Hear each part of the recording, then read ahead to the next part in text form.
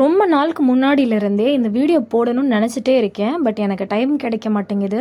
கிட்டத்தட்ட ஒரு 1 மந்த் வந்து ஹெல்த் இஷ்யூ அப்படிங்கிறனால ஃபுல்லாக அதிலேயே போயிருச்சுங்க. இப்போ தான் வந்து இந்த வீடியோவே நான் எடுத்து பார்த்தேன். ஸோ நம்ம லாஸ்ட்டாக எங்கடா யூடியூப்பை நிறுத்தி வச்சுருக்கோன்னு போய் பார்க்கும்போது கேலரியில் இந்த வீடியோ தான் இருந்துச்சு. சரி இதையவே எடிட் பண்ணிடலாம் அப்படின்னு இன்றைக்கி வந்துட்டேங்க. ஸோ நான் பெங்களூரில் இருக்கும்போது எனக்கு one of the best memories அப்படின்னா இதை சொல்லலாம். ஏன்னா நாங்கள் வந்து ஒரு பெரிய ஹோட்டலுக்கு போயிருந்தோம். உனக்கு என்ன வேணுமோ வாங்கிக்கோ அப்படின்னு சொல்லிட்டு என் ஹஸ்பண்ட் என்கிட்ட சொல்லிட்டு இருந்தார்.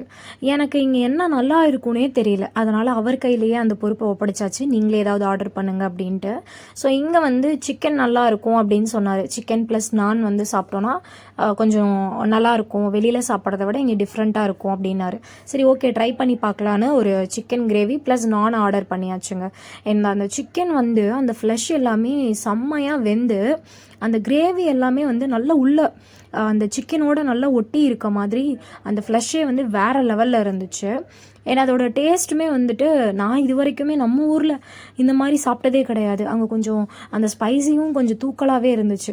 சாப்பிட்டு முடிச்சுட்டு என் 2 பேருமே ஒரு ஜூஸை ஆர்டர் பண்ணி குடிச்சிட்டு அழகாக வீட்டுக்கு வந்துட்டோங்க.